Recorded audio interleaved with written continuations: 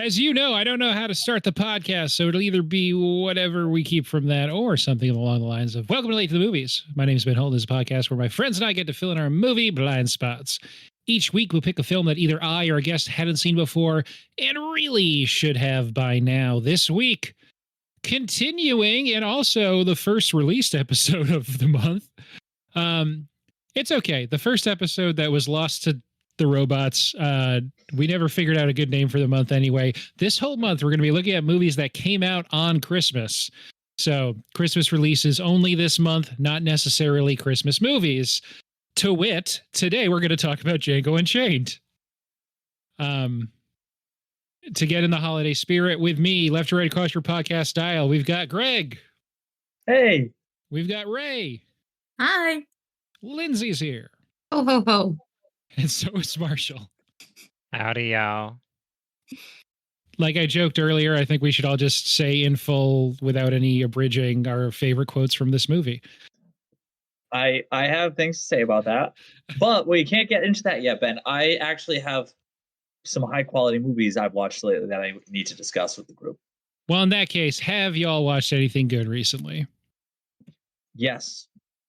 Go for it. This is exciting. Go for it. Okay. We have to officially start the segment the same way every time. Yes. I mean, we watched a lot of good stuff lately, honestly. The big one, though, probably Hot Frosty we watched recently. Very good. Hot So Frosty? Was he hot? He's pretty hot, yeah. So was that Hot a Frosty. rewatch for you, Greg? No, well, Your Place was the rewatch. I'd already watched it once. Yeah, great movie. I'm waiting. I haven't heard much about it yet. I imagine it'll get a lot of Oscar buzz soon, but we gotta wait and This is see. like I a think sexy Frosty or it's like Frosty the Snowman. You put the hat on, it comes to life. But instead of being like a typical snowman, it's a snow sculpture of a very hot man someone's made. And then the story is mostly the same after that. Not as many children involved, but still some. Okay, I like this. Yeah. And then the woman who, instead of a child putting the hat on, obviously, it's a woman, and it's Gretchen Wieners, who's an adult now and has a name. But I don't remember what it is. She does have a name. Couldn't tell you what it is. Chabert. Yeah. Lacey Chabert's been in a lot of stuff. Oh, I meant her Really character. in the season. I can't remember her character's name. But yeah, it's on Netflix. Highly recommend. You know, you're looking to get in the Christmas spirit. Hot Frosty. It's great. Hey. And I think we've probably watched 10 other Netflix Christmas movies. I can't think of them all. Single All the Way. Ray watches that one 3 times a year. Like usually around Christmas, but she doesn't mind if it's not Christmas time. What was the name of the other one that we watched about the... Oh, okay. I remember the name of it. And it is a pun based on Christmas, I guess. But it's a girl from New York who's in like basically the Rockettes, but not the Rockettes, gets fired from the Rockettes. And she goes back home to her small town for Christmas. And her parents have a failing nightclub. And so she decides that she's going to put her own show on there, and she organizes it with like the local handyman and who else? There was 3, the bartender, the Uber driver, and she makes like a male strip club kind of show. Okay. Not So Silent Nightclub. No, that's good though. It's the name is Merry Gentlemen. Okay. Mm-hmm. Okay. Pretty good. It's pretty good. It's okay. Of course, the nightclub is failing. Who opens a nightclub in a small town? That's why I watched it, because as soon as I saw the description, I was like, a small town nightclub? Like, what is happening here? No wonder they're failing. And it's for male dancers? Yes. And this is not a sequel to Magic Mike? No. Okay. Each of those movies has been a different genre, so they could go into like Hallmark Christmas next. Yeah. It wouldn't be that all 3 of them completely different genres so far. Magic XXXmas. There you go. There you go. That's a good one. Writes But itself. yeah, It writes itself. I can't imagine anyone seeing anything better than that. Have any of you seen Wicked? No. Yeah, Yeah. Lindsey and I saw it. Okay, I haven't seen it yet. What did you like it? It's Oh, I don't know. It was good. I didn't know, like I've never seen the story before, so it was like a whole new story. I wish it wasn't a half story. Like I wish it was just the whole story, but I mean it was good. yeah, people Um, seem to really like it. yeah, I would say generally that it's enjoyable. I don't know if it should be like, 10 plus Academy Award nominee type of movie. I'm kind of annoyed by the prevailing like theory right now that like Ariana Grande is like the front runner for Best Supporting Actress. I feel like she did a fine job and her performance was entertaining, but like, what are we talking about, people? It's not Academy Award winning performance. Like, I think a nomination would be nice, and like whatever, I could like, just forget about it. But are we really in the future going to be saying Academy Award winner Ariana Grande and it wasn't for like best original song or some shit? Like, I don't know. We'll see. Yeah. I I mean, and don't then know. from a tech standpoint, like, I mean, some of the stuff's like decently impressive, like the production and design and stuff. There's like a lot of discourse on like film Twitter about like the color grading and like cinematography and how it's like really desaturated, and I don't know. There's people that are like, is this really like a best cinematography contender, and just like sharing screenshots of how flat and ugly it looks. I think it's a little out of context. Like I think the movie's fine, and like, I enjoyed watching it fine. But yeah, if it's like really a major awards player, I'm like, that's a little stretch too far. Like I don't necessarily think the director needs to be nominated for best director. And so help me God, if fucking Denis gets snubbed again, there will be riots in the street. There might be tens of people rioting in the street. That being said, I'd never seen any iteration of Wicked in the past, so like I wasn't really aware of like what the story was or knew the songs or anything like that. But yeah, so supposedly they kind of like fleshed out some of the stuff from the like stage version. Yeah, like Kind of built like, on the characters a little more. yeah, it did more world building and kind of That makes like sense. I think like the stage version maybe things just go by like kind of super quick, and I think for the movie they kind of like tried to let things breathe. But yeah, I guess where the first movie ends is like where the intermission was if you see the stage show. So This is maybe a funner way to do this, and a way we could be doing it this month, before we all get tainted by whatever gets nominated for Academy Awards. What were your favorite movies this year? I liked The Wild Robot. I've heard that's really good. pretty good. Yeah. Wasn't that last year? Or am I crazy? That It came out a was, couple of months ago. yeah, Oh, it's What are you current. thinking of? You're thinking of the French Robot. It's great to watch with the kiddos. oh no. Okay, I know I'm confused. Yeah. I remember hearing about this now. Okay. Oh, I know what my favorite movie of the year was. Sing Sing. I think we might have talked about this on the Sing pod Sing was really before. good. Has not played here yet. I think they're gonna One day. re-release it. We saw The Brutalist as well at Austin Film Festival. It's really good. It's pretty intense. But Very intense. Cool. I'm looking forward to it when it comes out. I just like, this sort of happened with Killers of the Flower Moon with me last year, where I was just like, when I couldn't wrap my brain around committing to that much of a time thing to like Yeah. going Yep. to the movies, like getting there, coming back. It's like, well, I need to clear out 5 hours for that. Yeah. Big commitment. Yeah. I just need to take a day off of work or something. Some movies are too long. Yeah. That's getting a ton of buzz though, so that is seemingly pretty locked into a Best Picture nom. So get ready for that, y'all. Sometimes I like the ones that are really long. As long as they're really good, I'll do it. You know what I mean? Yeah. They're usually really Fair good. enough. It's just hard to find the time. Right. Mhm. These movies are made to be seen from the seat of your couch. That's how the director generally intend them. And I want to Yeah. follow along with their vision. Django Unchained. I'm ready to talk about Django. Yeah, we've made Greg wait too long. I'm excited, but not really. But Let's talk about Let's unpack that. Let's unpack that. okay, look, without getting too far into it, before this, but I was one of the people who I said I've never seen this movie before. Yeah. I will put it one step further. Not only had I never seen this movie before, I could not tell you a thing about this movie going into it other than it has Leonardo DiCaprio in it. Oh, really? So, Wow. legit, I knew nothing about this movie. So this So you were movie like- starts up. Go ahead.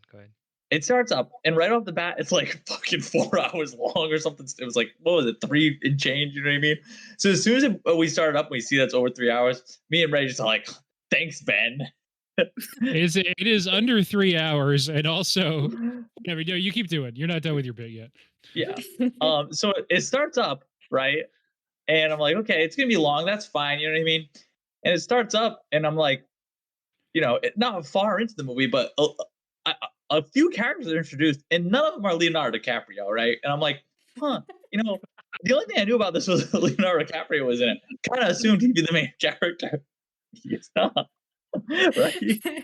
And then they say, like, they give you their little title card, and like 2 years before the Civil War. I'm like, well, thank you for letting me know that, because I didn't know it. I'm so bad at history. I looked at that year. I was like, this year means nothing to me until they gave me, 2 years before Civil War. I was like, great. I was like, already better than Once Upon a Time in Hollywood, because now I know what's happening here. And then there's people who are clearly slaves, and I'm like, huh. This movie's gonna be a lot about slavery, isn't it? Like I'm kind of getting that vibe. And then it kind of continued from there. I was like, this is not what I thought I was signing up for. This movie was a bummer. Was it? A little bit. Well, it's an interesting kinda has entry that in the happy Tarantino. ending. Yeah. Well, so I've seen this movie before. I saw it for the first time in that very same AMC on the Boston Common, not in IMAX though, but I was still in college at the time, went to a sort of arty, sort of film-ish school, and a lot of Tarantino fans among the undergraduate film bro set, as you might imagine. So I did see this when it was in its original run in theaters, and maybe once or twice since, but not one I've returned to a lot. How about y'all? I'd never seen it. This is the first time for me. Okay. Same. I hadn't Uh, seen it either. Really? Yeah, Okay. Similar to you, Ben. Saw it back in college when it first came out. I think I probably watched it a couple times back then. I don't know if I've really. Maybe I watched it once when like the Blu-ray came out, but it's probably been like quite a while since I've seen it last. Yeah. Okay, that's interesting. I didn't realize so many of you hadn't seen it before. This makes more sense. I thought you were all picking up what I was putting down when I was like, okay, before we do this, are we sure? Yeah, I was very confused. I was like, I don't know. You gave us a list of movies. This was on the list. I was like, okay, yeah, I've never seen it. I don't understand why Ben's asking me again. Does he not want to do this one? Like, I don't understand what's happening. I don't know who this Django is and why he's unchained, but like I guess we'll find out. I also I didn't know realize now. that you knew nothing about this like very successful popular movie with multiple movie stars in it that won multiple No. Academy Awards. No, this was Yeah. before I was figured doing things any with of those things would have. Yeah, fair enough. Nope. But you were still seeing free movies all the time back then. No? Yeah, it was a Christmas release. I had other things to do. I was remember when busy. it came out, and I remember how successful it was, and I always wanted to see it. So I was like, "Oh, this will be a good chance to see it." But all I really knew about it was that it had Jamie Foxx in it. That was like Yeah. the extent of my knowledge about what's going on. Yes, I should have known that because I have the fucking poster. Apparently, I've never looked at it. Yeah. In my defense, you have a giant poster of this hanging in your atrium. I just thought it was nice art. You really have a Django poster hanging up on your wall, and you It's haven't not seen hanging the up. movie? We have a collection that we took from the movie theater because they would throw them out.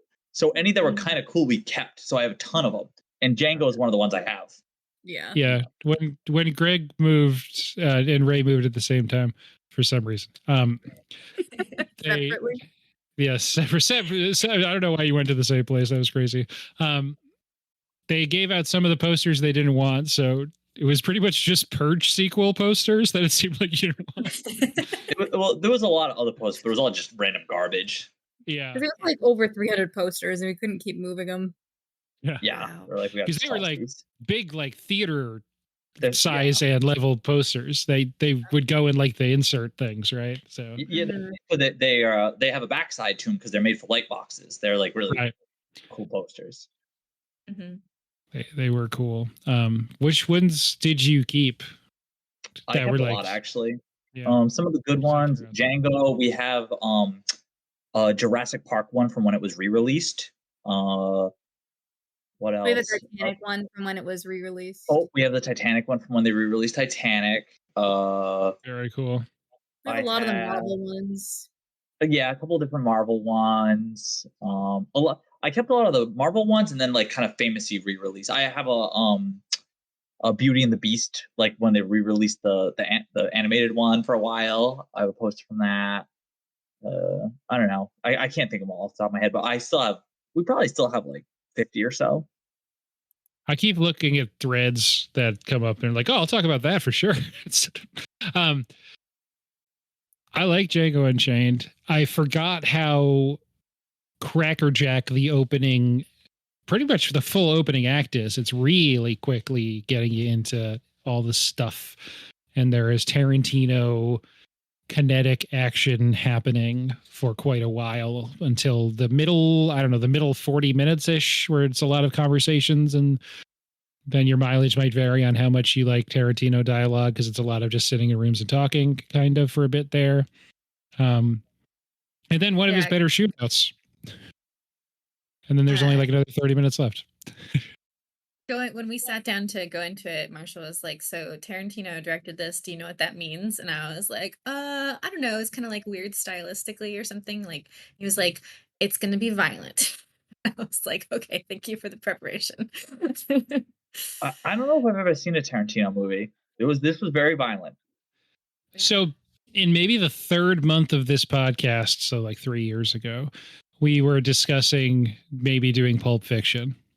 We did not. Pulp Fiction is longer. But yeah, if not for that, then yeah, maybe you haven't seen a Tarantino movie. Now you have. Crazy. I feel like we must have. That's maybe a Bill good is- place to. right? Yeah. Yeah.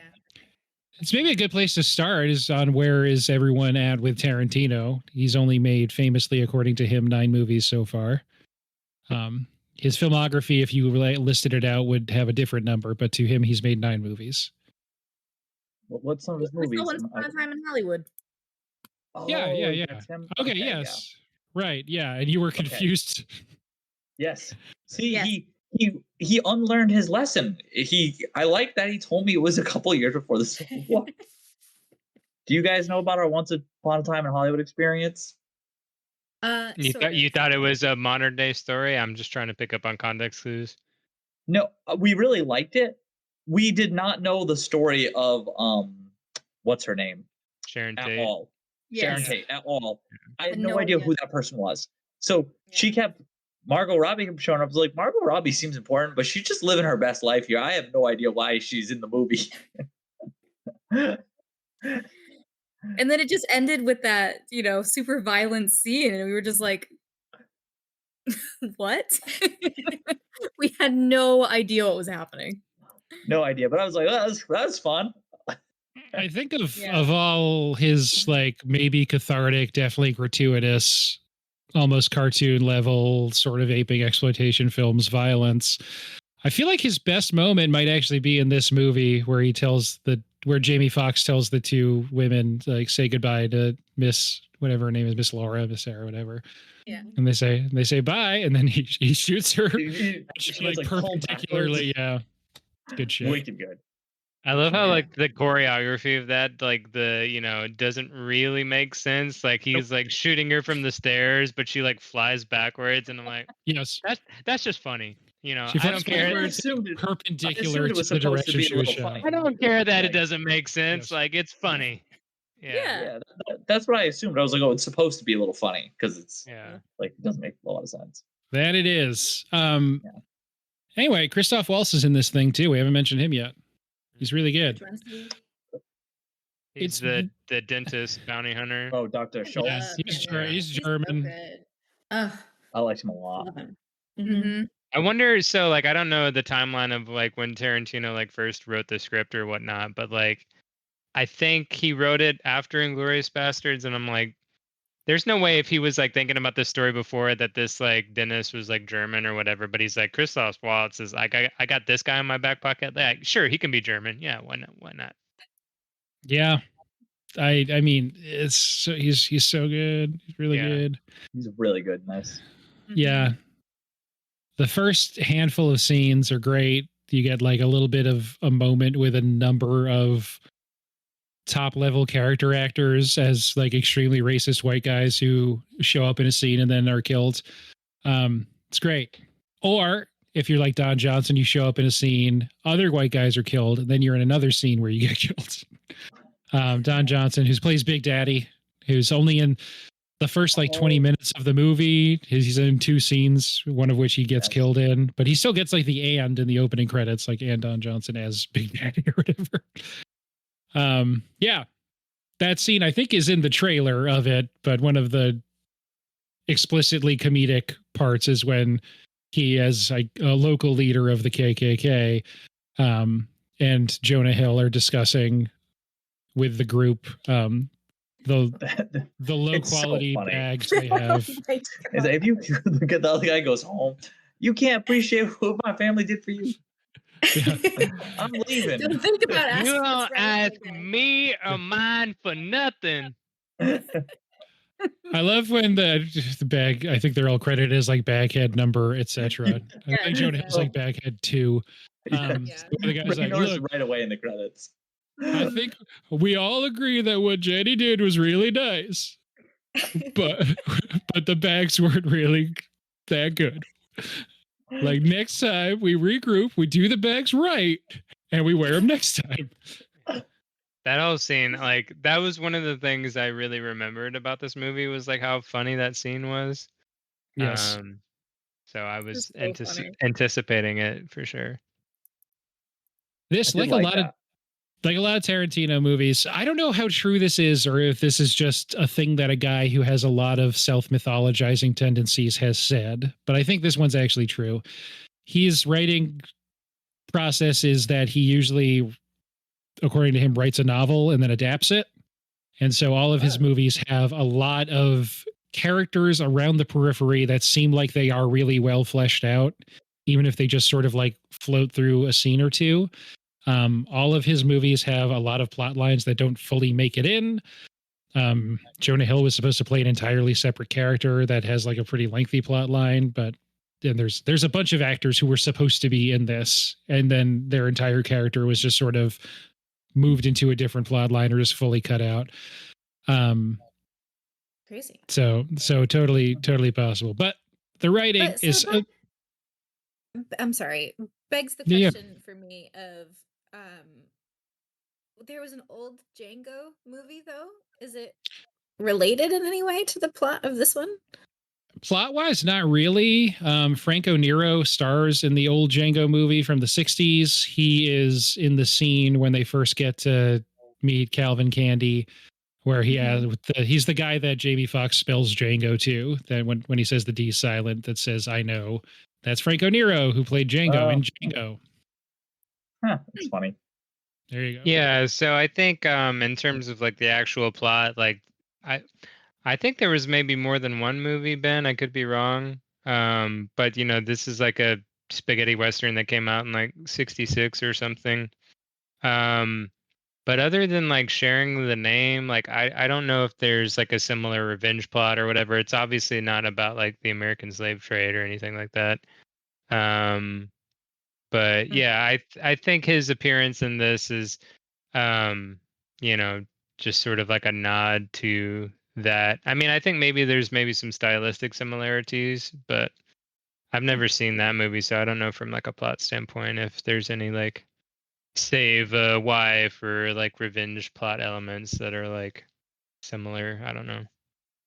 It's sort of like Fistful of Dollars. This is all according to, I haven't seen Django. This is according to the research I'm doing.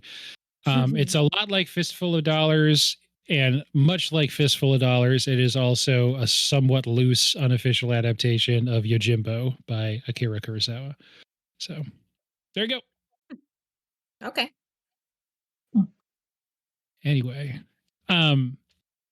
yeah, I think the way he writes lends a lot of his movies to being kind of sections, very distinct sections. I think Inglorious Bastards being probably the main one that is very explicitly like, this thing is happening and now this thing is happening, and there's not like a ton of flow.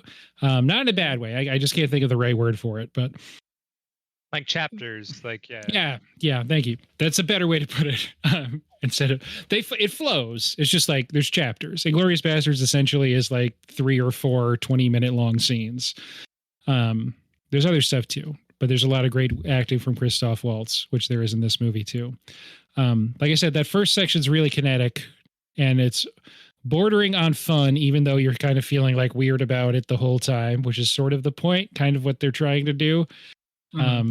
Yeah, I don't know. So as you're settling into this movie, Greg, Lindsey, Ray, how are you feeling as this is all washing over you in the first act or so? Okay, so I love that opening scene with Dr. Schultz and all that. That was like, I'm right on board with him right away. So that was cool. And then, like you said, I like that it is like kind of fun, even though it's kind of bad too. But I feel like I like that a lot. I am immediately concerned because I don't know much about this movie, but I see Jamie Foxx and I'm like, I know who Jamie Foxx is. I was like, okay, that makes sense. He's the Django. And I'm like, I understand. This other guy, Dr. Schultz, that I like a lot, not super familiar with him. And I was pretty convinced that Leo was important in this. And I was like, not really feeling good about whatever is going to go on with Dr. Schultz here. Especially because I knew Django was the main character. I was so worried about Dr. Schultz like the whole time. Like every single scene, I'm like, this guy is so fucked. You know what I mean? Yeah. So I was very concerned for a long time. And I just liked him more and more as it went too. So I was just getting more upset about the whole thing. Greg, And did even part of Django, you too. did part of you wonder, you know, for like the first half of the movie, if like that you were mistaken about the Schultz guy and that it was Leo DiCaprio and he was just doing a really weird German accent? No. But when he first rides up, I was like, that's Leonardo DiCaprio, right? And then like, because it's kind of dark, and I was like, no, this is not Leonardo DiCaprio. I was like, who is this? Leo does Like, not speak that way. Yeah, before he says anything, I was like, this has to be Leonardo DiCaprio, right? With his weird tooth mobile. And then like immediately they're like, we got to hunt down the Brill brothers. I'm like, okay, I'm on board. We have a plot. We're hunting the Brill brothers. I was like, one of these guys has to be Leonardo DiCaprio, and they are dead within the next 20 minutes, and none of them are Leonardo DiCaprio. Yes. At that point, I was like, Leonardo DiCaprio is going to be the bad guy, and I was like, also extra concerned because I was like, there's no way this movie's going to have a happy ending. I was like, Dr. Schultz is definitely dead, and I was like, I think Django's dead too. I was like, I don't see either of them making it out of this movie. I actually never had that thought, but I feel like it was weird going into the movie and like learning the dynamics, like the power dynamics of like who was getting shot and then what that meant, and then like Dr. Schultz like revealing the warrant. I was like, what? No one's gonna take this, like, and he's totally gonna die. And they were like, everybody respected the law of like bounty hunterism or whatever. And I was like, this is crazy. So just like the unfolding of all those crazy dynamics and relationships between like the people who are being violent with each other was really interesting for like the first 20 minutes. And I think that also ultimately speaks to what happens to Schultz when, if you really think about it, a lot of the things he's doing he's doing unnecessarily riskily. Yeah. Like he could be going about these things in a lot safer way, but he's just like getting some he's probably getting some satisfaction out of doing it. I think that is a consistent thing, that not a criticism, but just a thing people talk about with this character, is like there were definitely other ways they could have gotten Broomhilda out of Candyland. They really could have just showed up and given him a lot of money. I know they say in the movie, like, oh yeah, if you want to buy a thing, you ask for a bigger thing and then like throw that in too, and they don't think about it that much. But like, I mean, they had a lot of money. They could have probably just bought her straight up.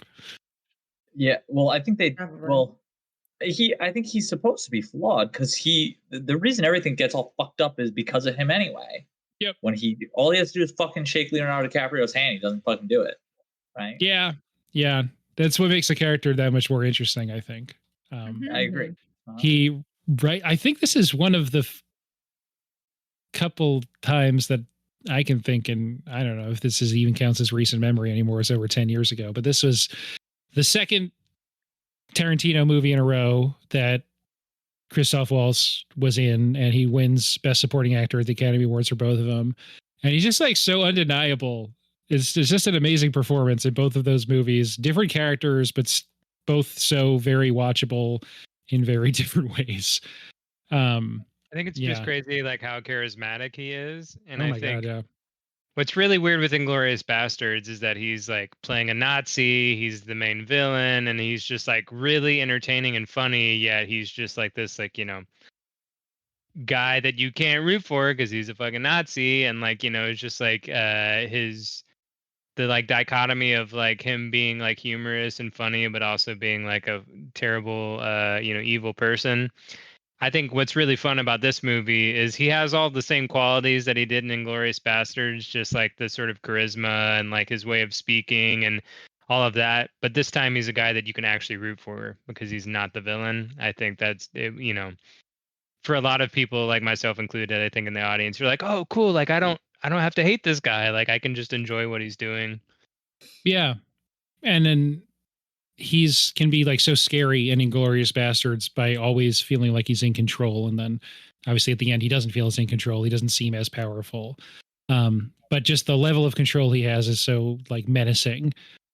And I feel like it's an interesting pairing with DiCaprio as the villain in this, because it feels like for most of the interaction while they're at Candyland, Leo's character, Calvin Candy, thinks he's that guy. He thinks he's this sort of like, he's obviously a poser in so many ways. The movie tells you explicitly a number of times, but he also thinks he's a lot slicker and a lot cooler and a lot calmer and a lot more collected than he actually is. And then when his turn comes and he's just like, is just screaming and banging the table and like rubbing blood on people's faces, it's like, oh man, that scene's pretty incredible. Sorry, that's jumping way forward, but just thinking of, Christoph Waltz and villains in the last movie Tarantino did before this movie and how different they are. Was Jamie Foxx nominated for anything for this movie? No, I think that's considered sort of a snub, because Jamie Foxx did not get much for this movie. Oh. Yeah. I think you could point to, I would say, I don't remember what all came out back then, but maybe you'd consider it a snub. But I think the issue perhaps with a lot of movies similar to this is that like Christoph Waltz and Leonardo DiCaprio characters are sort of like the more eccentric, like, really sink your teeth into kind of performances, where like Jamie Foxx is kind of like playing the straight character. Not to take anything away from his performance, but I think the other two performances are like kind of more flamboyant in nature. So I think they're maybe more memorable to people or something. I don't know. Yeah, I think so. Is much more subtle, I feel like, than what they're doing. Yeah, yes, definitely subtler, more subtle. Yeah, it's hard to kind of hold the center of the film with so much eccentricity and then, legitimately horrifying scenes happening occasionally. This movie was a bit much for me. Yeah, that's also kind of the point, but like, does that make it good? The fighting, I think it is. Yeah. I was like hiding. It was terrible. I like felt ill after that scene was over. Oh my god. I think it works really well because I feel like there's just enough like levity in the movie. Like the scene with them with their hoods when he rolls up with the blue outfit on Yes. and someone's like, you picked that yourself?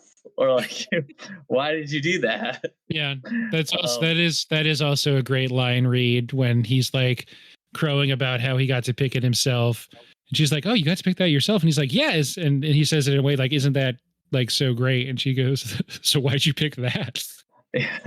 Yes. Yeah. So I think that helps. And then I feel like the other thing that helps with the top violence is most of the people who die, it's just like random horrible white slaver. So you're like, yeah, fucking blast them. It's like when you guys were talking about Inglorious Bastards, the same thing with like Nazis in movies. It's like, yeah, fucking Right. keep blowing them up. Yeah. It doesn't, you know what I mean? It doesn't hit the same. It's like, yeah, whatever, who cares?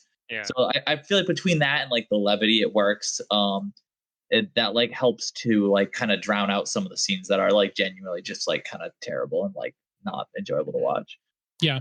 I mean, you can even just see it in how differently the violence is filmed when it's people that aren't white slavers that are being, murdered, whipped, ripped apart by dogs in one of the more trying scenes in American too much for me, history. Which is clearly the point because then it's too much for Dr. Schultz as well. So like I get it, but that was a bit much. Yeah. Yeah, it's a tough hang. So yeah, obviously a movie that I like that I don't think I've watched in a number of years, and it's not like I'll be rushing back to watch it again, despite all the great performances. Legitimately, a number of great performances in the movie, and a lot of humor, but a lot of stuff that's just like, ugh. Yeah, I think one of the things I was thinking earlier in terms of like just how good the ensemble was is that I feel like no one ever really talks about Samuel Jackson when they talk about this movie, but like he's great in it. Like arguably like more terrible than DiCaprio, like and like how sort of evil he is. And I don't know, I just feel like his performance is excellent. Yeah, he fucking brings it. Mm-hmm. Whew, I mean, everybody brings it. It is all being brought. I like that that he tells the story of Broomhilda. Yes. And that kind of like, I don't know, they just it's just like a fun little map for the story. You know what I mean? Yeah, it's not often that a German meets a real life Siegfried or whatever he says to him when he says like, I have to help you. Said your wife is named Brunhilde von Schaft, and I have no choice.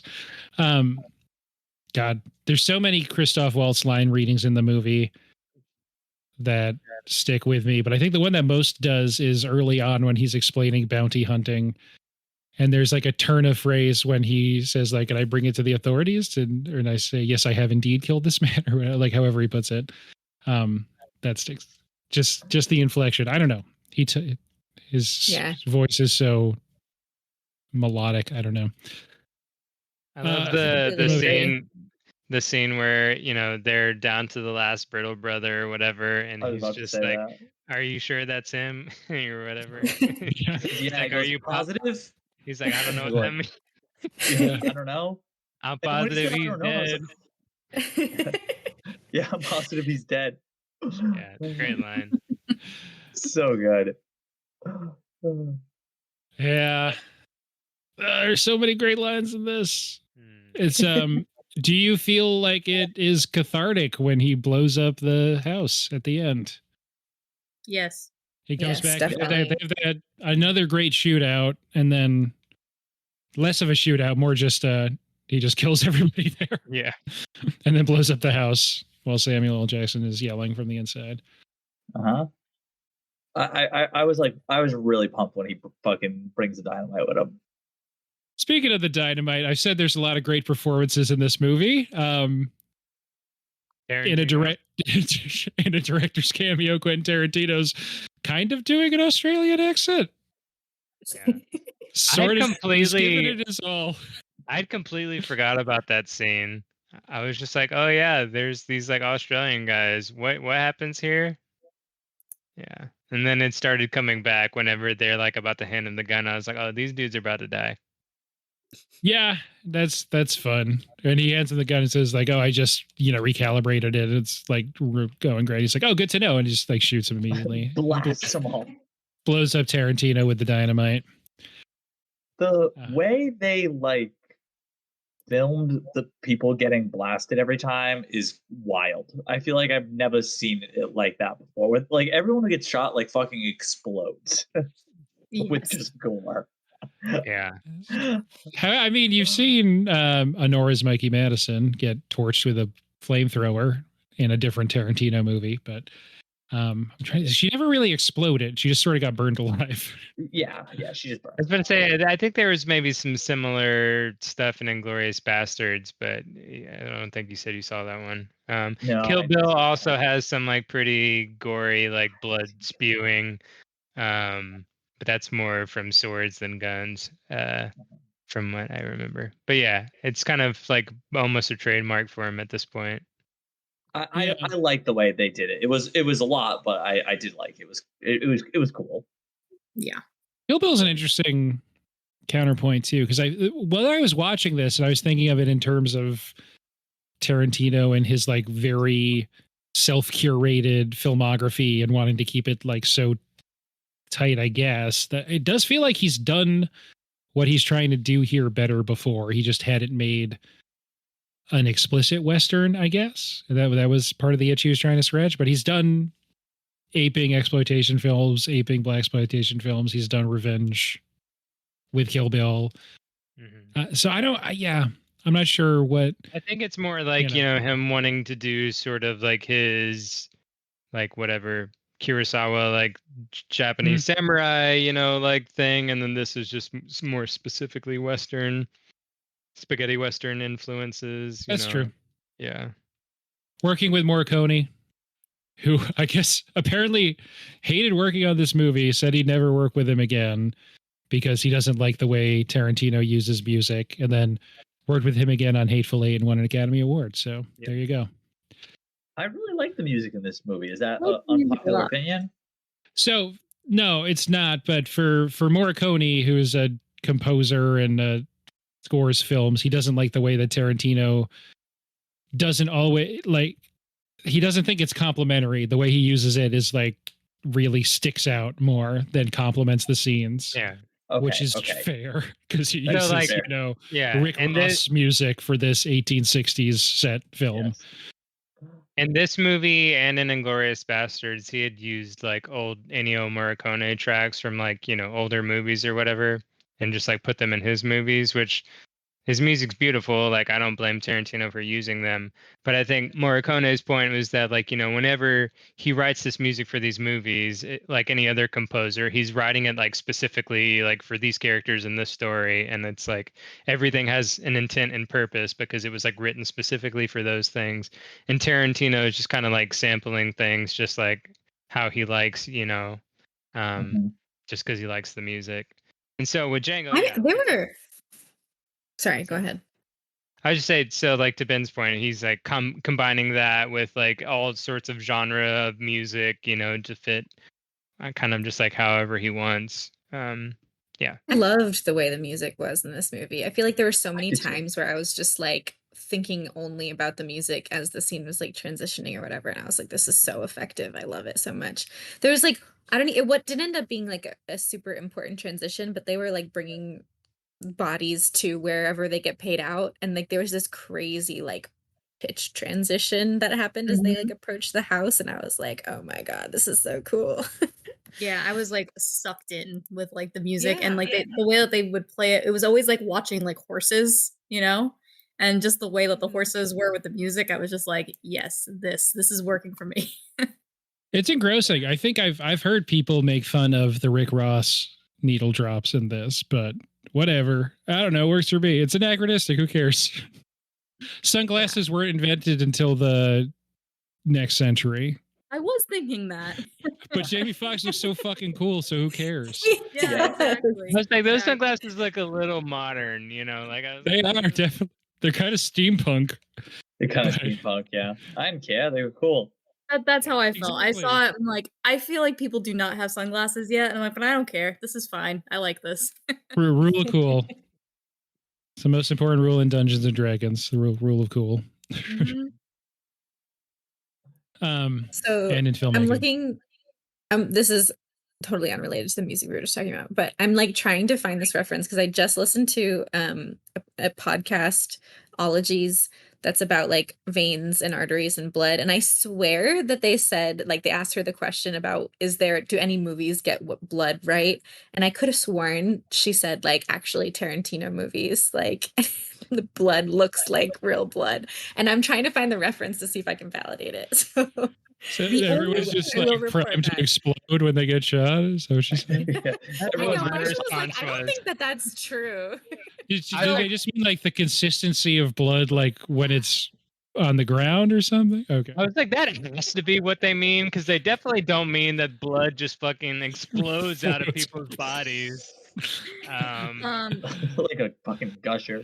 I don't Yeah, think anyone's everyone's ever just- described that as realistic. Maybe cool, or you know, but yeah. Everyone's one essentially a thing- water balloon. The one thing that I knew about this movie was that the scene where Leo cuts his hand, he had actually cut his hand. That was the Yes. only thing that I knew about this movie. So I guess they do blood correctly because that was his blood. Well, yeah. So that's if you watch it back slowly. There's some like you can pull it up on YouTube. There's a tiny glass, like goblet, like Shard. snifter, whatever, that cup on the table. That when he like slams his hand down, he slams it right on top of it, and that it's just gone. So he just like slams the glass cup accidentally and just like acts through it, and that's when he started bleeding.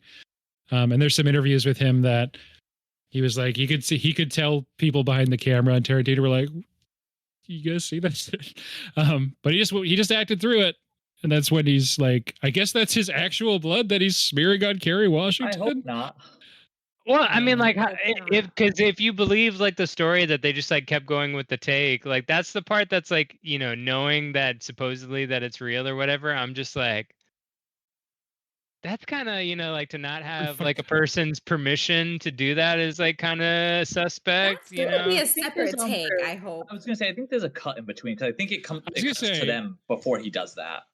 Okay. It's Okay. must be right because you I can't do think there that. is. You Can't do that. That's For like some reason, I hear was just that. like so engaged in the scene that I didn't remember seeing Yeah. the cup, but I was also not I like was. super like. Okay, I'm not I get it. positive on that, but I thought there might be. I'm thinking that that happened, and then they probably did a cut some and cleaned fake him up, blood. and then they were like, Yeah. I mean, maybe you're just bleeding for that scene now, and then Well, you can do because it's this, and like- it's catch up. If it wasn't in the script, right, they like had to change stuff because in the next scene, I think you like see him put a bandage on, or he just has one on already, so they had Yeah. to like go with it. Or if Yep. they had already shot that Right. scene, then they had to like reshoot it, which hopefully that wasn't the case. Because That's a good point. If he cut his hand bad enough, then the takes after that he has to have a bandage on his hand because the actual human playing the character has to have a bandage on their hands. yeah, Yeah, movies weird. I like All Leo a the lot stuff in there's this. cool. I generally always like Leo, but I feel like I really liked him in this. I like when he's a villain. which is like Yes. how often is he a villain? Like there's this movie. What I mean, Wolf of Wall Street is morally maybe bankrupt. Morally but, like, gray, yeah. Yeah. His like in the 90s, I think pre-Titanic is the only other time, or the previous time he'd played like an actual villain. I'm probably gonna sound like an idiot if this is wrong, but Killers of the Flower Moon. Yes. Yeah, I think Arguable. you Okay. could put him in the villain category. I think for that movie, I'd more put him in like he's an idiot category, like just kind of like Yeah, at the, he's sort of a at the- tragic idiot. yeah. Like he's not really Yeah. pulling the strings or whatever. He's just kind of He's a villain, but he's not like villainous. Yeah, we'd all Yeah. agree the real villain is the nascent FBI who breaks up Robert De Niro's great crime empire, Mhm, Right. mhm. right? that Yeah. Jesse Plemons. You can't. Yeah, trust Jesse that guy. Plemons is the real villain. That's a joke. In case we haven't, I feel like a lot of people probably haven't seen Killers of the Flower Moon. So, like you'd say, like Robert De Niro is like the main heavy right of that Sure. movie. Yeah. I Yeah. guess Leo's more of a henchman. And this is also the first time Leo hadn't been top billed in a film since pre-Titanic. Also, Ooh, that's interesting. Oh. yeah, He was 'Cause nominated Yeah. for this, right? So I no, think no. Oh, but a lot of people thought that they were both going to be nominated, right? this is maybe did. apocryphal or grain of salt or whatever. But suppose, or if he was nominated or whatever, you have to submit, and supposedly he didn't want to win his first Academy Award for a supporting role. That's what it was. I remember something to do with this. So, with him. oh, so he Supposedly. was. I haven't asked him this personally, and if I had, maybe he could have lied. I heard he like they wanted to nominate him, but he had to shake their hands and he wouldn't do it. Mm. Yeah, he was talking to Oscar, and Oscar wouldn't shake his hand. And And he like made him even feel though the paperwork dumb. signed, you need to do it. It's not official. They don't do the handshake. He made him feel dumb about not knowing Alexander Dumas. That That was funny. That was good. was Anyway. it was good but horrible. That whole scene, honestly, the whole time they're in Candyland, Yes, I feel like there's it's way just too like, tense. yeah, I mean, it's so tense the obviously, whole yeah, time, and it's supposed to like building up, and it's one of those things where it's like, okay, even if it seems like they've settled this, like I'm not unclenching my fists until they're out of the house and like miles away, right? And I'm sure they Also, obviously Django feels the same way too. Like Jamie Foxx doesn't have a lot of lines during any of the negotiating scenes, but anytime you cut to him, he's obviously like going through hell. He does a lot with his face in that. When I was said his role was more subtle, that the whole Candyland part is pretty long. It's a good portion, and like you said, he doesn't get to say a lot in that, but I feel like he still is doing a lot. But yeah, it's too tense that whole time, especially once Broomhilda actually shows up. Because there's a lot of scenes too Yeah. where Jamie Foxx thinks about shooting everybody, Mm-hmm. or Dr. Schultz almost fucks it up a couple times too, and it's just terrible every time. Like, oh my god.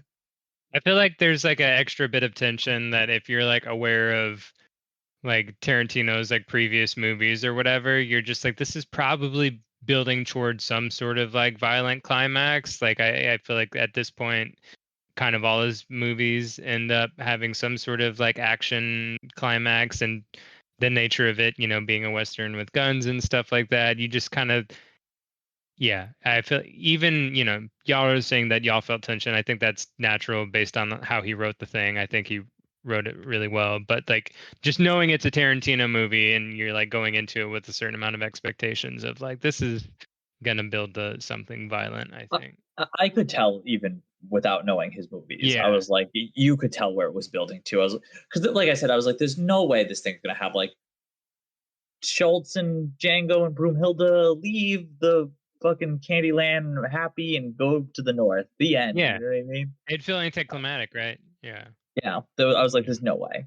There's no way. So yeah, Leo wasn't nominated. He was nominated for a Golden Globe where he lost to Christoph Waltz. He also was nominated for Best Villain at the MTV Movie Awards. Hell yeah. He didn't win that either. Do you want to guess who did win Best Villain? I'm just looking it up now, and we can cut this out if it turns out to not be interesting. Who is it? Okay. For some reason, they list Tom Hardy. they list the presenters for each award before they list the winners, and so Quavage de Hay Wallace presented Best Villain that year. If you remember, in 2012, she was the extremely young girl who was in Beasts of the Southern Wild. So it's like, wasn't she like 7 years old? I don't know why they gave her Best Villain. I think one of you just said it while I was being confused. Was it Tom Hardy? No. So Dark Knight Rises was that year. Tom Hardy and Marion Cotillard, spoiler alert, MTV, was also nominated for Dark Knight Rises. Alongside Leo and Javier Bardem in Skyfall. Javier Bardem. All better movies and all better choices than Tom Hiddleston in the Avengers, but it's the Avengers, so he won. Come on. I mean, like, sure, he's fine. He's fine. He's like a pretty bad villain in that movie, though. This is why the MTV Movie Awards haven't mattered since Tobey Maguire won Best Kiss for Spider-Man. I agree. Just Couldn't for that agree epic more. Tropic Thunder joke. So good. This is. I'm getting That's too right. caught up in these things. So, best scared as shit performance. It's a real hodgepodge. So, Suraj Sharma wins for Life of Pi. Okay. Alexandra Daddario in Texas Chainsaw 3D, and Jennifer Lawrence in House at the End of the Street. Martin Freeman in The Hobbit, An Unexpected Journey. Sure. And then Jessica Chastain in Zero Dark 30, also in that category. Which, like, the other ones are sort of fantastical or horror movies. And then it's like Jessica Chastain or organizing the plan to kill Osama bin Laden just alongside The Hobbit. What are they doing at MTV? Sorry, I got so whatever thrown off by the hell this. they want is what they're doing. Whatever they fucking want. Do you think she went? Do you think she attended? For sure. The one thing so in the early aughts, like whatever 2003, they used to do really funny video like skits with the MTV Movie Awards. So I remember thinking some of those are really good. The other thing I was going to say about the MTV Movie Awards is I always thought the trophy was cool. The like golden thing of popcorn. I was like, that's a cool trophy. I like that. We'll move off of this, but they had 5 nominees for Movie of the Year, and it's pretty cursed. Oh God, what do we got? So the Avengers wins. We already mentioned Dark Knight Rises and Django Unchained. Silver Linings Playbook and Ted round out the 5. Ted, wow. Did Ted win at the Academy Award or? It did. So best animated, yeah. Best. Silver Linings Playbook, I have to say, over rewarded by the MTV Movie Awards that year. It wins Best Male Performance, Best Female Performance, and Best Kiss, and it's just that's too much acknowledgement for that film. I've never seen it. You're fine. Unless you're an Eagles fan, then you should have watched it yesterday. Yeah. I kind of forget that movie. I don't know. Pretty forgettable, I think. Jennifer Lawrence is good at it. I like Bradley Cooper. I don't know. Is Jennifer Lawrence good in it? I'm not sure she's ever been good at anything at this point. I used to think so. I think it was like still just kind of like early in her career where people were kind of like infatuated with her. Like I think she's like a fine actress. Like I think she's solid like in terms of acting ability or whatever. But I mean, just looking at who she was like nominated against, I'm like I could easily have given that award to Chastain for Zero Dark 30. I mean, Beast of the Southern Wild was really good. Still haven't seen The Impossible, and I haven't seen it more. But yeah, I mean, like, I feel like when I think of Silver Linings Playbook, I think of like a slightly elevated like rom-com. Like there's like a little bit more going on than like your average sort of romance movie, but at the end of the day, that's kind of what it is. And David O. Russell about to fall off a cliff because 2010, The Fighter, legitimately really enjoyed. 2012, Silver Linings Playbook, signs not pointing great. 2013, American Hustle, off the cliff. Has he made something since then? Yes, he's made a lot since then. He's made Joy and Amsterdam. Oh, yeah. Okay. Very forgettable movies. So I never saw Joy. I did see Amsterdam, but it's kind of whatever. There's something in 2015 called Accidental Love with a lot of famous people. But all his movies have a lot of famous people. Okay, so then that last 10 minutes don't count. Can I say something? Yeah. Can I say something? Okay, so Absolutely. I found the reference in the podcast that I was thinking of, and Perfect. I remembered correctly that the vein and artery expert did say that Quentin Tarantino does have good blood in his movies. And then she does a whole aside where she talks, like, did research on it, and apparently he's got like a whole blood budget for each of his movies for sourcing the blood, and he has a custom blood supplier and is like very invested in the way that blood looks in his movies, unsurprisingly, it seems. But yeah. So Gross. anyway, yeah. What a weirdo. I thought the feet thing was weird. I was gonna say, isn't he the feet guy? That's the only thing I know about. Where were the feet in this movie, huh? I thought he liked feet. Honestly, I will tell you, going to this movie, I knew nothing about. I did not know he did big gore. I didn't know he had a big shootout in the end. The only thing I knew was like, I think there's supposed to be, there's probably a lot of feet in this movie, from what I understand, but I'm not really sure. Was there That's anything? the only thing. I don't think so. Is it only women's feet or is it all feet? Any gender?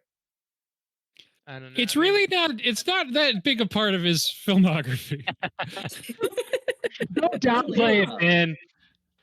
It's just you guys have only seen Once Upon a Time in Hollywood, and there are And multiple there's feet. shots of women's feet. There's I'm not feet. denying that. He lets his feet flag fly, and Once Upon a Time in He Hollywood. really does. He really does. There's a lot of feet. Speaking of all of a sudden an extended period of tension when our hero, I guess, Brad Pitt goes to the ranch in Once Upon a Time in Hollywood, that sort of extended, like, oh man, can you just leave? Please just don't be here anymore. Same feeling as Candyland, I think. Yes. Except Candyland is like the back end of the movie. Yeah, it's like an hour. It's Just an hour, and you keep seeing some of the worst shit you've ever seen. Oh my god. Someone on Reddit broke down the Quentin Tarantino foot fetish timeline. I'll share that with you. All right, thank you. You're Appreciate welcome. it. I'm glad we got back on topic. You'd want to see We'll that. just drop it in the chat. We can read it later. You know what I mean? It'll be like homework. Right, yeah.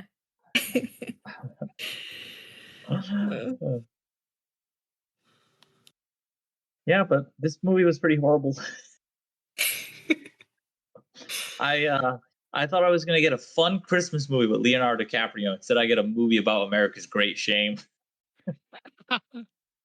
Can we just like forget that this happened? Like, I mean, come on, none of us see color anymore, right? Yeah, it's time. Let's put this behind us. Let's just Put it behind us. we can just pretend. Do we really need more slave movies? America just needs to move on, all right? One See, of its- Mark, Clip that's it. me. Clip it.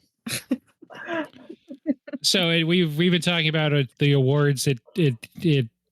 Well, I think we actually are going to cut out a lot of what we just talked about for awards stuff, but it did get nominated for 5 Academy Awards. 1, 2. Christoph Waltz, we already mentioned it. Also won screenplay for Tarantino.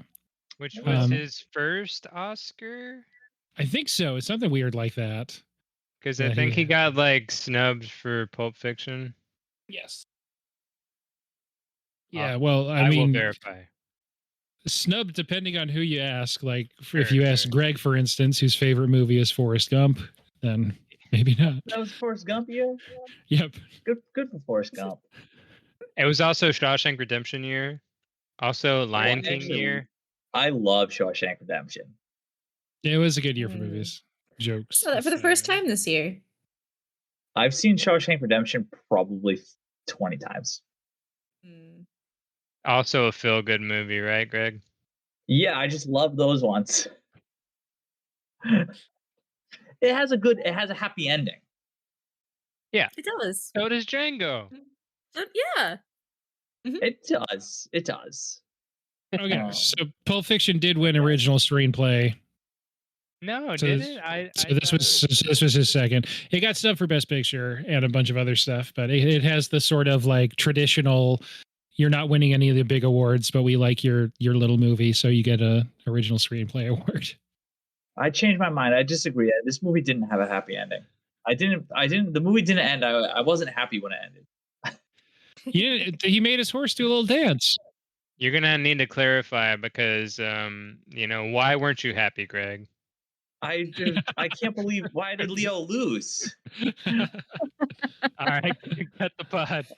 Yeah, No, because like just too much bad stuff happens. Django and Broomhilda leaving together doesn't make up for it all. It's not enough. Well, Well, as that's Sam the whole Jackson. goal. Yeah. I know. for I know it's the them- point. So, do you think? So Sam Jackson, as he's dying, is like, you're going to be the one that they got wanted posters of up now, and like, you know, all that you're going to be running for the rest of your life or whatever. Do you think that's true? It's before he explodes the house. So there's not really anyone alive who would know anything about any of this, Yeah. right? Yeah. No, he killed everybody that would have known. So- He has like a bit of a smirk as he's leaving, and I thought it was because he's like, yeah, that's not happening because there's not going to be anyone left. Yeah. Who would know? Who would know? There's plenty of people who have a vague idea that he was there and that he's done some stuff, but I don't think they're going to tell anybody. Yeah. Nope. Good. That's his own horse. That's Jamie Foxx's horse. It's named Cheetah. Oh, it's Yeah. a good horse name. Did it become his horse after the movie, or was it? Nope. He already had a horse. Oh, Did he teach it to dance before the movie? That's apparently that. Apparently he's like, hey, just keep the cameras on. Let me cook. I got some horse tricks. I got horse tricks. I don't know if he actually said that. Bareback riding in that when he's Yeah. going back to the Candyland. I was like, That's a holy really cow. cool scene. Like, they don't have to Yeah. explain why he's so good at horseback riding. We'll just accept it. Yep. Oh yeah, I think the horse that's his horse is the one he has earlier. So the one that he comes back on isn't his horse. But then he gets his horse when he gets back. It's like the Isn't- I brown think horse at with the light end- on its face. At the end, Yeah. is it not that he has Dr. Schultz's horse? Because that's the one that does the tricks, right? Yeah, maybe. I got my horses confused. Yeah. The one he's on for most of the movie, the brown one with like the white stuff on its face, that's his own horse, according Yeah. to the internet. No, Fritz was a black horse. Yeah, Fritz. Mm-hmm. So all of the horses can do tricks. That's crazy. These movie horses, man, they're so talented. It's, You don't have to be a Hollywood movie horse without some talent. There's like lines That's of what horses. Found all those clamoring. horses from that Nope farm. Damn it, you got to Nope before. I was about to make a joke about Nope too. You're too slow. Damn it. I I don't was know too what made me deferential. I should have just kept talking. I don't know what made me think about this, but for some reason I remember a tidbit about this movie that like Tarantino, I think, first approached Will Smith for the role and he like turned it down. Do you remember hearing that, Ben? Yes, he wrote the script with Will Smith in mind. Will Smith at the time said that he didn't feel like Django was enough of a main character in the film Django Unchained. He later said that he just sort of didn't really think it was for him, which I think he could be right about. I think I would think it would be worse with Will Smith in it. Although I bet you he could have probably slapped the shit out of Leo. It is interesting though. He wouldn't have been able to restrain himself. That's why he was wrong for the role. Mm. I was gonna say, I was like, well, I don't think Will Smith had his own horse, so it seems like this really worked out for everyone. It worked Probably out does for not. him. I gotta think that there's at least part of Will Smith that's just like, I can't make another Western after what happened with Wild Wild West. Mm. And also, I mean, he's not wrong that at this point in his career, maybe he's not like in a prestige slave-y movie. He's made one since, I think the year after King Richard, he was in a movie about slavery that didn't get a lot of traction because, as you may remember, Will Smith was not allowed to go to the Academy Awards anymore. Tanked his career. It is just kind of, I feel like there's a couple of instances, not even thinking about the whole slap incident with Smith, Slaps but it up, like, please. it's good. But just like, I think the other one people talk about a lot that he passed on was The Matrix, which is, like really interesting in Mhm. hindsight. But like, he's never been in a Tarantino movie. I think that's what's one thing that's kind of interesting. Tarantino is kind of one of those directors that usually gets like his sort of first choice for a lot of his characters because people just like want to work with him. So you don't really hear too many stories about people just like passing like on a Tarantino film or a Nolan film. So I feel like Smith just has a couple of examples of like passing on what maybe would have been really big for him. I don't know. He's so brand conscious as a guy and has been for like almost 40 years. Yeah. So I can see him just being like, you know what, I don't want to touch that. I'll find something else to do. That'll make me probably more money. Yeah. Yeah, I mean, at that point, he's got plenty of opportunities, right? So he can be picky. It's not that he's like hurting for roles or money or whatever, Right. but It'd be like interesting.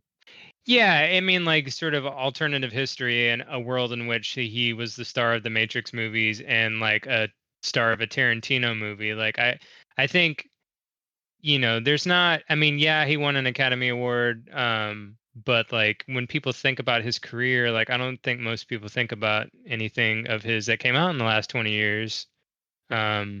Really. So Which I is don't know. weird because they did win an Academy Award like Yeah, what, sure. 3 years ago. Yeah, I just But mean like you're not wrong. No one's terms of, talking about like- King Richard. Yeah. yeah, I mean like and not to say that he needs to be in like big blockbusters or whatever, but like I don't know, I feel like whenever you think about the sort of like the career of a movie star, like those are the things that you like think of first, or like the big sort of IP kind of movies or whatever, Mhm. franchise movies, or just like big collaborations with big directors, stuff like that. I feel like Yeah, that makes that's sense. yeah, I don't know, just an interesting tidbit.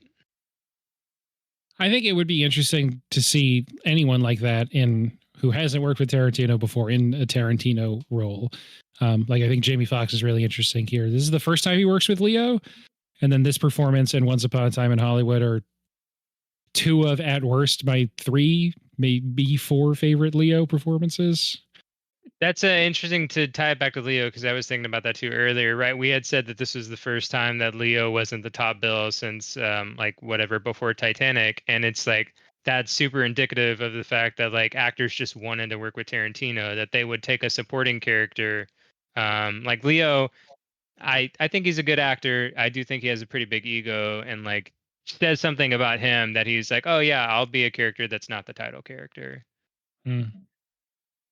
And he's so fucking Not good. to in say Once that Upon he a could Time. play Django in this movie, right? But like, you know, that he wouldn't have opted. Like Tarantino, wait until you have, you know, Once Upon a Time in Hollywood for me. He's like, no, I already like, auditioned for Django and didn't get it. didn't get the part. Django. There's a lot of guys. Another one that seemed to be pretty close was the great Michael K. Williams, who passed away a few years ago, unfortunately. He played Omar on The Wire, had a bunch of other really memorable roles, had a small recurring role on Community. It was great. That's great. Those two are the ones that get mentioned the most. There's a lot of people who almost played Django, though. And that being said, I feel like we're in wrap-up mode. Anything else you want to say about these films? Films, just the one film. Don't talk about other movies.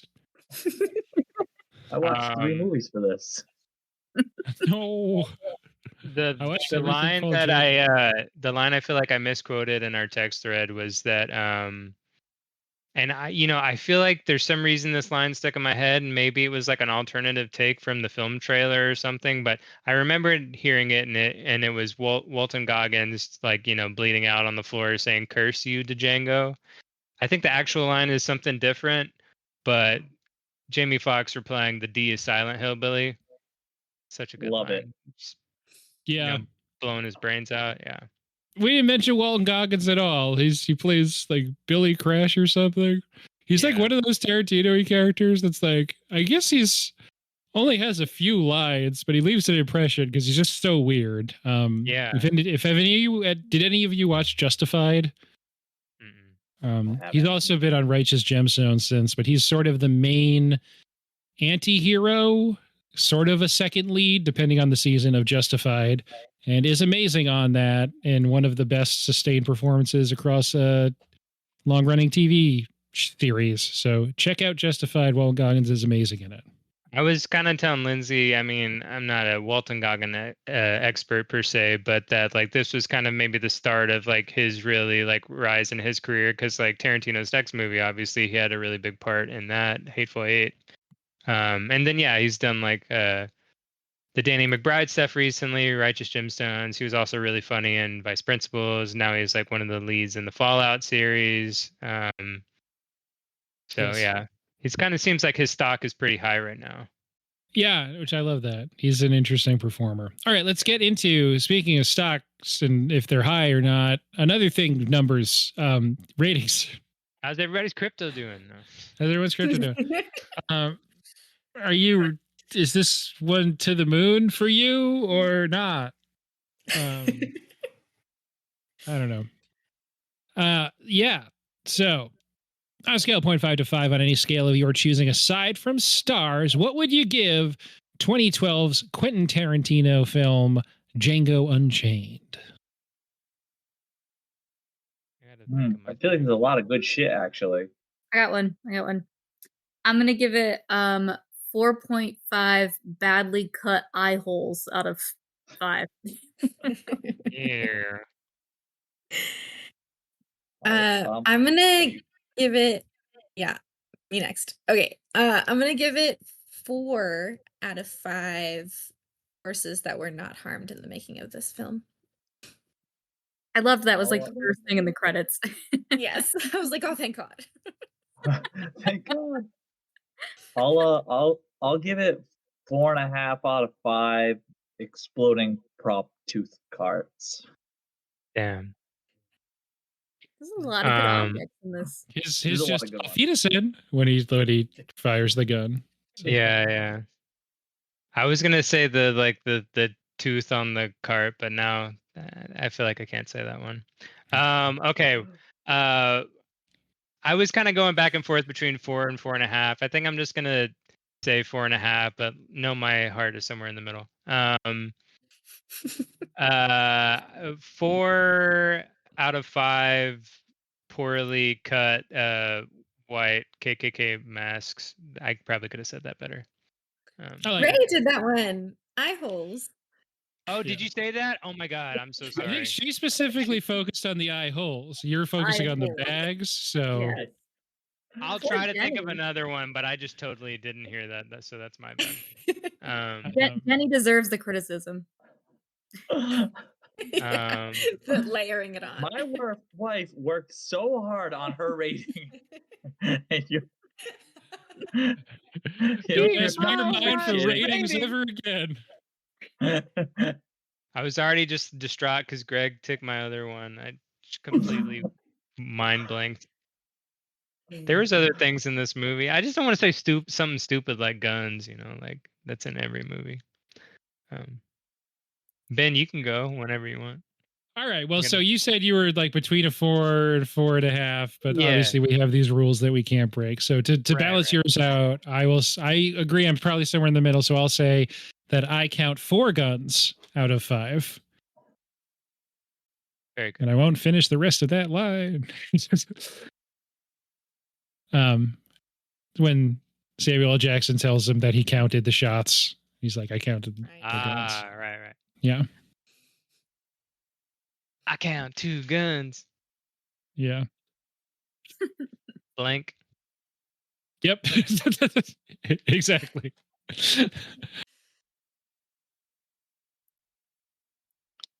That's why we can't say a lot of the memorable quotes like out loud. Yeah. Exactly.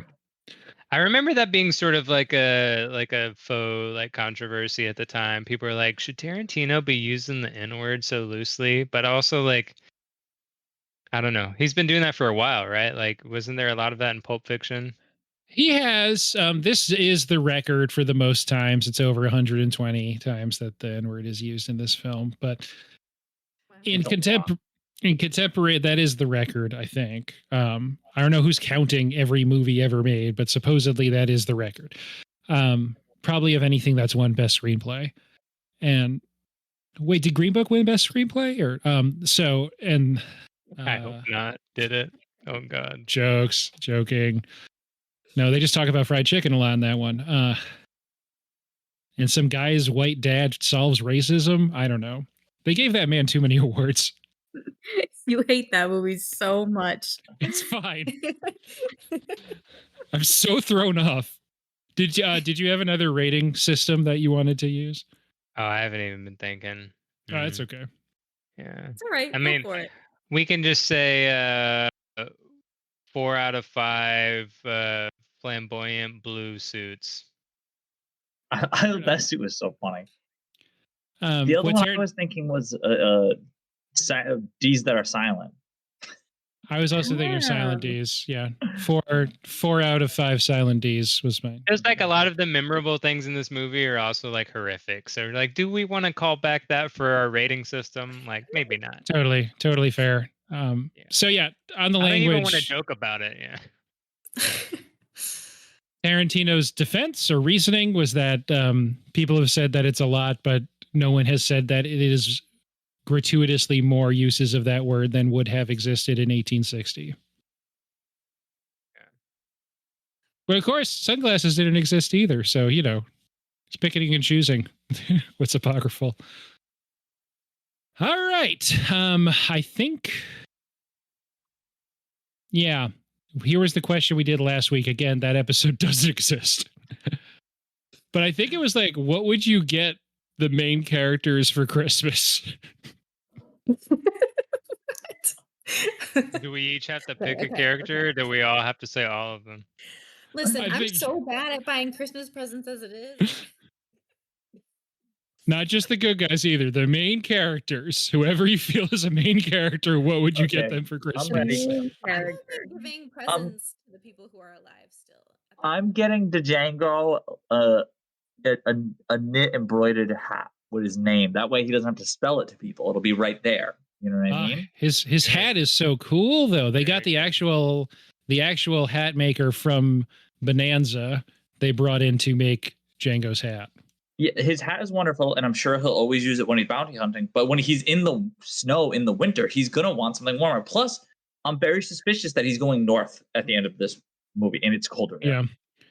I have a question for the parameters of this thought experiment. Do the Yep. gifts have to have existed in their time period, or can they be like modern day gifts?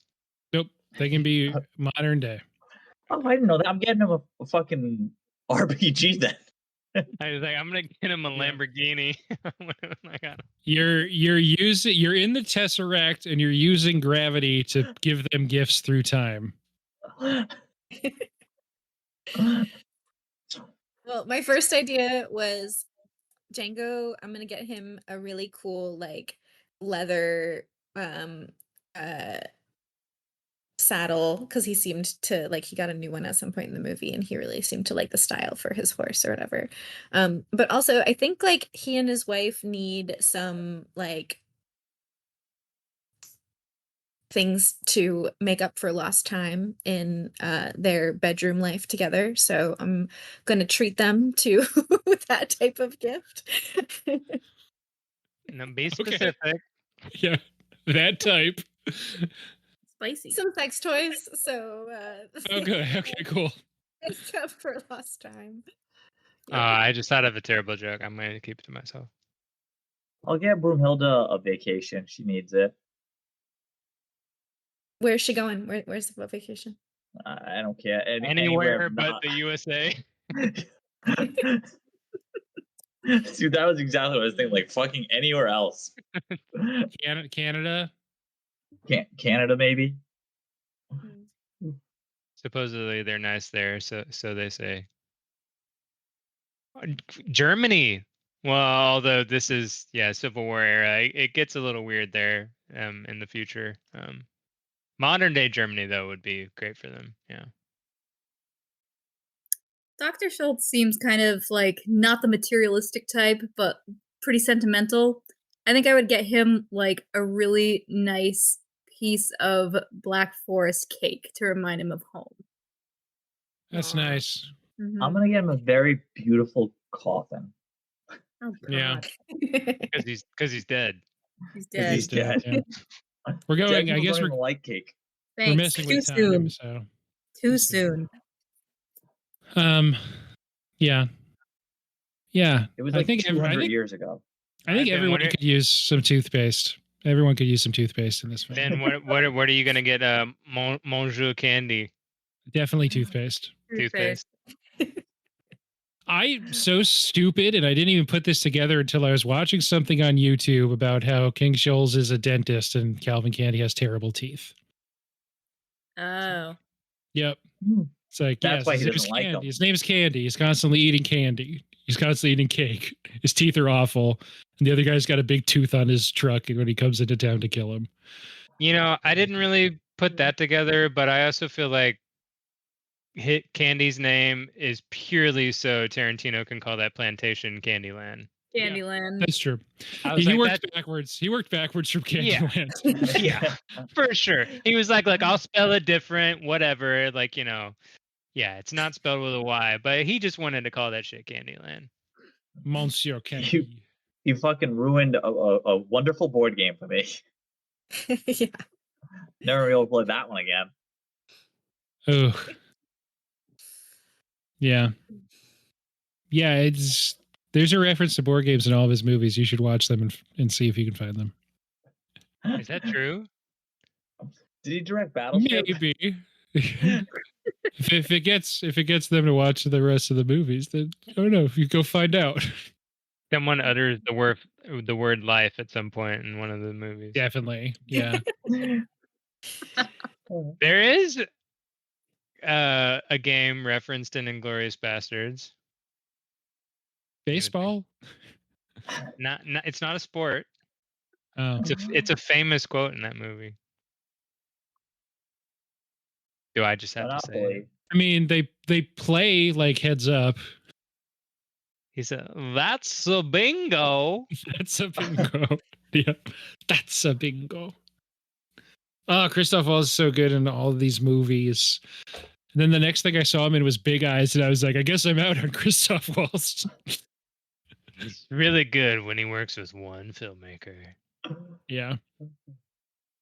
Is it the last Anyway. the last thing I remember seeing him in was like Alita Battle Angel. I don't know what else he's been up to. Thanks so much for being on, Lindsey, Greg, Ray, Marshall. Yeah. Cool. Thanks to the robots for recording. I minimized non-video participants, so I forgot they were here, but I hope they're still here. And we all have to make our prayers to the robots when we go to bed tonight so they don't eat this episode. Greg, what do you think about Tarantino's frequent use of the N-word? What do I think about it? No, I was trying to say Craig. Craig, I would like to know what he thinks too. He probably doesn't like it. Gyark probably does. I imagine Gyark's the bad one. It's based on their facial expressions. Craig looks traumatized, and Gyark looks like he's into it. Yep. Yeah, he looks too into it. Yep. He looks too into anything and everything. Yes. I don't like his whole vibe. You can find our stuff on Linktree, linktr.eu/link to the movies. Thanks so much, and tune in next time. I don't know when it'll be, but sometime soon. Thanks, guys. No problem. Bye. Bye.